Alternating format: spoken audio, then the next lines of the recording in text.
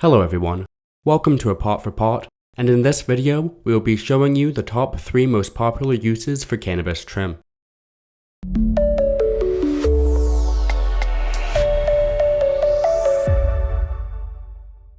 The most common usage for trim is to make edibles, which is a fairly straightforward process. All you need to do is infuse butter, coconut oil, or something similar, and then use that for cooking. Another common usage for trim is to collect the kief from it. The easiest way to do this would be to grind it up in a grinder, then collect the kief from the third chamber. However, there are a variety of ways to do this. Lastly, another usage for trim, which is a bit harder to accomplish, is making bubble hash.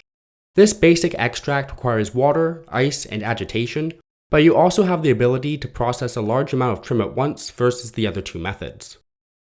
And there you have it, 3 of the most popular and common ways to use your cannabis trim.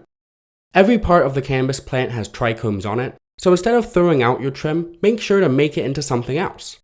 With that said, I hope everyone enjoyed today's video, and make sure to subscribe if you want to see more content like this, and feel free to drop any questions you have in the comment section.